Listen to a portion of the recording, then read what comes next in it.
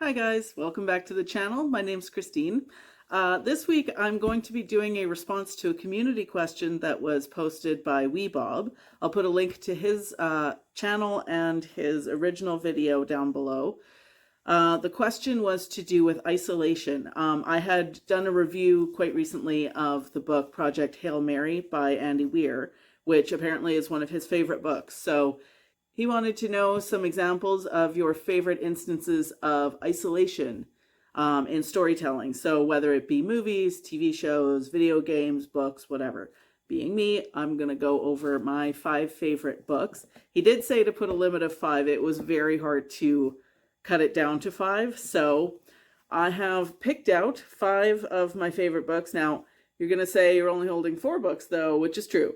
I have the 5th book only in ebook, so I'm going to put a picture of it up when I'm talking about it. So let's get started. The more I think about it, actually, I think most of these, all except one have been made into a movie or a TV show. So you'll be able to, if you're not a reader, you'll be able to enjoy these stories in another format. A couple of these are actually on my top 10 books of all time, which I will cover one of these days. So in no particular order, the first book is I Am Legend by Richard Matheson. Now, let me start by saying do not watch the Will Smith movie. It's terrible. It ruins the book. There is a reason that it is called I Am Legend, and what they did with the movie took away the meaning of the title. So I hate that movie so much. I don't really like Will Smith anyway, so that's not really a surprise that it was a hard sell for me. And then I saw what they did with the story and I was not happy about it. So basically you have a guy who is the last man on earth. Everyone has become these sort of weird vampire zombie hybrid kind of creatures. They are intelligent though. They're not just monsters. And he is the last one left that hasn't been turned. And so if you want to talk about isolation, he has it in buckets. There's nothing left. The only thing that he can do at night is to barricade himself inside his house and hope he makes it till morning. And it is such a good book. It's so creepy. It's so scary. The ending is really powerful. Please, please, please don't see the Will Smith movie if you haven't already. It's garbage. But the book is fantastic. Number 2 is my favorite post-apocalyptic story. It is The Road by Cormac McCarthy. This is extremely powerful. It is extremely depressing, but in the best possible way. It is scary in some instances. There's no explanation, but something has happened to bring on the end of the world. Like crops are dying, the world is sort of ending, but the people that are still there are left behind. And so you've got the man and his son. They never name them in the story, and they're just trying to survive. And I don't know if I were in that situation what I would do, because there's no end goal. Like, where are you going? What are you going to do? But they know that it's dangerous to stay in one spot for too long, so they just keep going. So they are on the road for the whole book and just trying to survive in an unsurvivable environment. It's really powerful, very moving. There is a movie adaptation starring Viggo Mortensen and Cody Smith-McPhee as the father and son. Very good movie. Really, really, if you like that kind of movie, it's fantastic. I really enjoyed it. But I understand it's maybe not going to be everyone's cup of tea, because I remember trying to watch it with my now ex-husband, and about 5 minutes in, he said, "This isn't going to get any better for them, is it?" I said, "No." And he's like, "I don't think I'm going to watch it." That's fine. That's understandable. It's not going to be for everybody, but it was very much for me. So I loved it. Next up, we have The Shining by Stephen King, one of his very best. And also, I would say when it comes to adaptations from book to screen, one of the very best. Obviously, we all know the movie starring Jack Nicholson. It is, the story of a family who go to watch over this hotel during the winter when they close down because they get too much snow. So they close down every winter, and they have a caretaker come in and take care of the grounds and the hotel while it's closed for the season. And Jack Torrance and his family go up there, and nothing good happens to that family.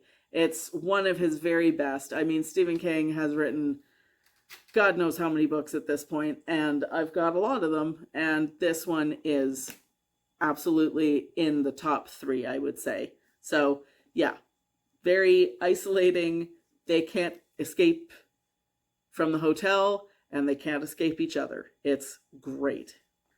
Next up, we have The Handmaid's Tale by Margaret Atwood. This is one of my absolute favorite books of all time.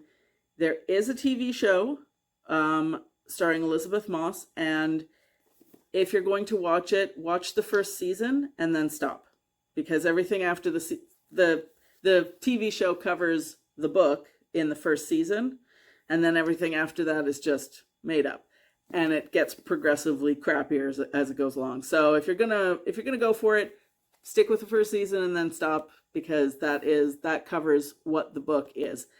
It's such an important story. It's brilliantly written, as is everything that Margaret Atwood does. I'm a huge super fan of her work, so unsurprising, and bonus that she's Canadian. You've got an America in the not too distant future where a patriarchal society has taken over, and essentially the birth rate has fallen, so much so that you now have handmaids. So you've got the men in power, they have their wives, and then if they are an important figure enough, they also have a handmaid who is there as a breeding tool, essentially.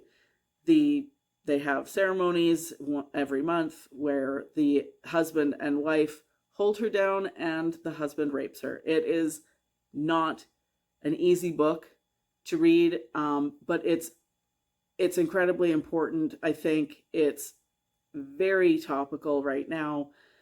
And so all the women in the book they're not allowed to read, they're not allowed to write, they're not allowed to talk to each other, except, in very limited capacity. And the Marthas are the ones who work in the kitchens and whatnot. So they are sent by the Marthas to go to the grocery store. They are chaperoned when they leave the house. So even though they are surrounded by people, they're absolutely isolated within each house. And how you break out of that cycle of abuse in an oppressive society, it's very dangerous for all of the women in that society, and whether they participate in it or not, it's fantastic. It's such a good book. It's such a great story. I love that story. But again, and it's got a very ambiguous ending, which I appreciate. I know that there was a sequel written that came out recently. I haven't read it yet, called The Testaments. I would like to read it, but at the same time, I kind of love the way that it ended, and I don't know that I want to read more, because I feel like the power in it is just that ambiguous ending of what happened to Offred. So I'm not sure if I'm ever going to read the sequel, but anyway, that is a great book, and it is very much a book about isolation, because even though she is surrounded by people, she's not allowed to talk to anybody, she's not allowed to read anything, she's not allowed to do anything except stay in her room until it is time for the ceremony. And it's just awful. Again, it's not an easy read, but it's such a great one. The last book is called The Bear by Claire Cameron.